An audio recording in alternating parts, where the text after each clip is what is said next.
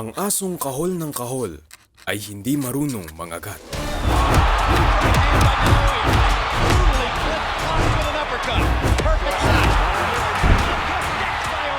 Welcome sa first episode ng Bakbakan.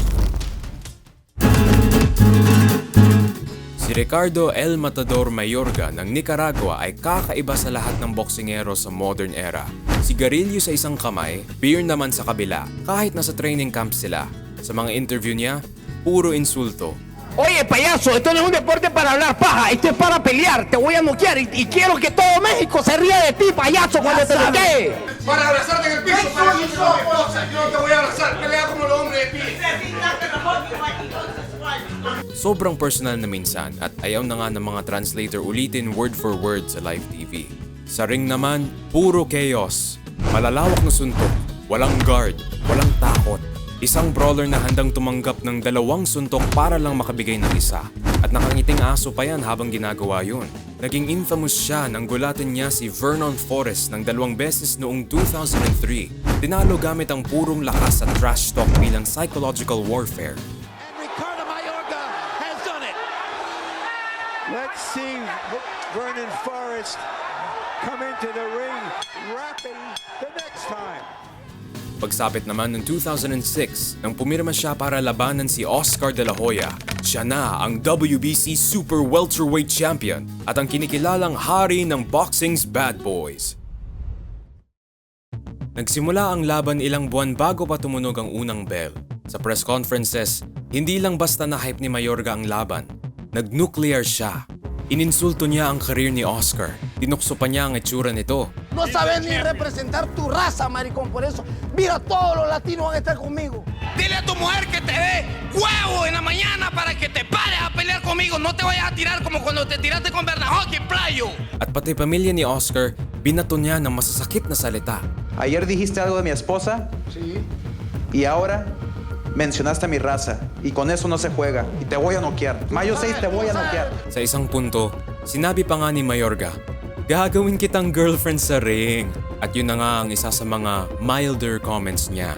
Si De La Hoya, na kadalasan ay kalmado at composed, umamin kalaunan, "This one was personal. Gusto ko siyang parusahan." Naging palabas ang press tour. Bawat face-off, parang ilang segundo na lang, magkakagulo na. Ilang beses kinailangang awatin sila ng security.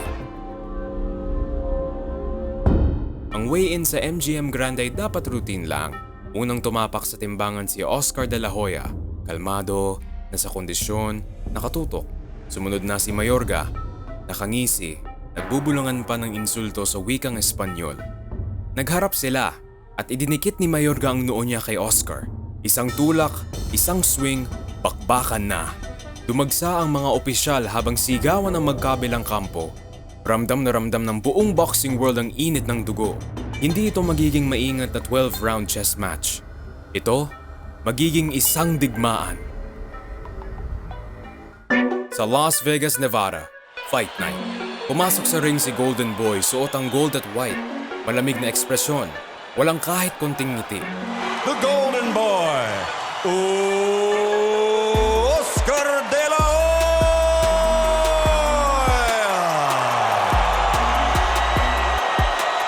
Sa kabila, si Mayorga ay talon-talon at nakangiting aso. El Matador, Ricardo Mayorga. Patuloy na inaasar si Oscar habang binibigay ng referee ang final instructions. Tumunog ang bell, bakbakan na, at makalipas lang ng 60 segundo, nagbago na ang laban. Bumitaw si Oscar ng malagim kidlat na kaliwang hook. Bumagsak si Mayorga sa canvas. Sumabog ang hiyawan sa MGM Grand. Tumayo si Mayorga pero wala nang momentum. Sa loob ng 6 na rounds, pinira-piraso siya ni Oscar. Malilinis na jabs, matitinding hooks, at brutal na body shots.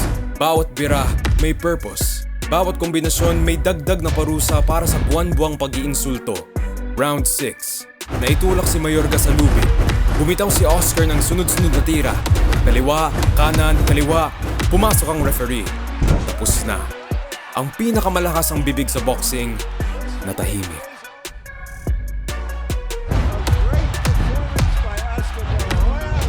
Hindi lang ito basta panalo. Isa itong paalala sa boxing world. Kaya ng Golden Boy magningning sa kahit anong pressure. Kahit pa ang pressure na yun ay may kasamang sigarilyo, beer, at bibig na walang tigil. Maraming salamat sa inyong panonood nitong video. Ako si Marco Jacinto, ang video editor at voiceover artist. Kung mahilig kayo sa mga istorya tungkol sa boxing, make sure na mag-subscribe at i-comment ang inyong gustong makita sa susunod. Dito lang sa Bakbakan!